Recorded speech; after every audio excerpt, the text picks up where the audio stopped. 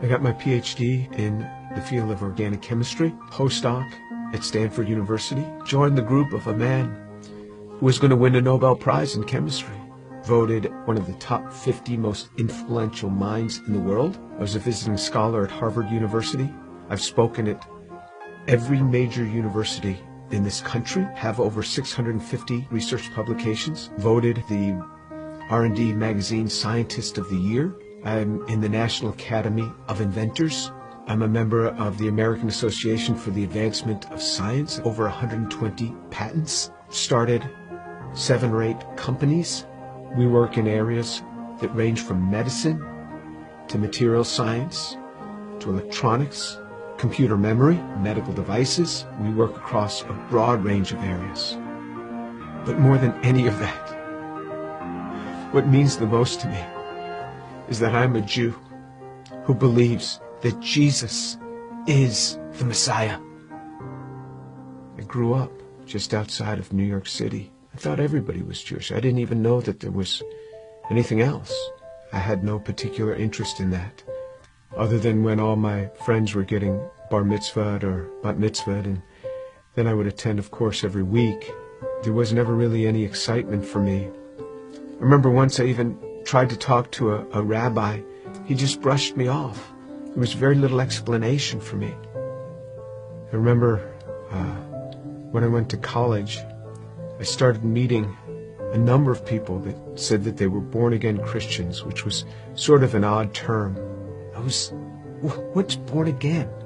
What do you mean, born again? One person saw me in the laundry room. He said, "Do you mind if I give you an illustration of the gospel?" And I remember we sat there and he actually started to draw a picture. A cliff with a man on one side, and he drew a little man, and then another cliff with God on the other side, and a big chasm in between that he labeled with sin. And I looked at him, I said, "I'm not a sinner. I've never killed anyone. I've never robbed a bank. How could I be a sinner?" And he had me read a verse from the Bible. "For all have sinned and fall short of the glory of God." In modern Judaism, we never really talked about sin. I don't remember ever talking about sin in my home. So he turned to another passage. Jesus said, "I say to you that everyone who looks upon a woman with lust for her has already committed adultery with her in his heart." Pow! I felt just as if I had been punched right in the chest. Here I was, new in college. I didn't think anybody knew.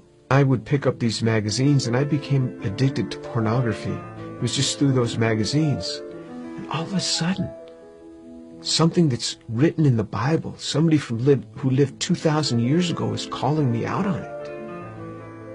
And I felt immediately convicted. And that now I realized I was a sinner. When I read in the scriptures what sin is, then I knew I was a sinner. How am I going to get to God? We Jews know this better than anyone else. Without the shedding of blood, there is no forgiveness of sin.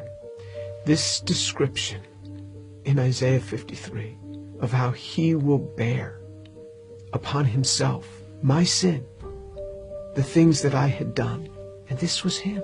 This was the man that took this upon himself on the cross. The perfect God comes and gives himself for us. He is the one that gives himself for us. I started to realize how Jewish the New Testament is. This book is so Jewish. The New Testament is so Jewish. It's all around Jewish people.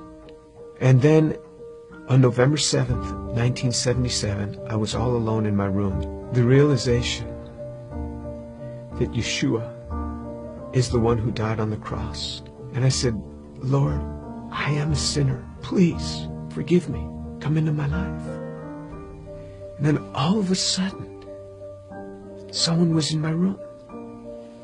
And I opened my eyes. I was on my knees. I opened my eyes. Who's in my room? That man, Jesus Christ, stood in my room. This amazing sense of God. Jesus was in my room, and I wasn't scared. All I started doing was just weeping. The presence was so glorious because he was there in my room on that day.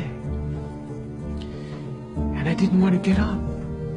And this amazing sense of forgiveness just started to come upon me. That was it. Finally, I got up. I didn't know what to do. I didn't know who to tell. Here's this Jewish kid from New York City. What am I going to say? My cousins were shocked. How could you do that? You're Jewish. Telling my mother how I had invited Jesus into my life. She didn't say much. She was weeping. She told my father they weren't happy at all. And she said, I don't blame them for killing Jesus after the things that he said. Who is he to come against these religious leaders that have dedicated their lives to helping people and to tell them that they are whitewashed tombs? Who is he, this young man in his 30s, to say this to these scholars? He got what he deserved. And my mother's a very deep, pensive, careful reader. She read from Genesis right on through the Tanakh, the whole thing. When she got done, I said, what did you think? She said, God warned us over and over again. He warned us. When my daughter was about 15, my mother and father came to visit us. At one point, my mother went into her room for several hours. She came out. She said, quite a young girl you have. She talked to me for a long time. She started reading the Bible again, both the Old and the New Testament. One day, not long after that, she called me on the phone at the age of 72. She said, Jimmy, you wouldn't believe what happened. I said, what happened? She said, I was just reading. And it hit me. It hit me. The way he gave his life. I believe it now. Jesus is the Son of God.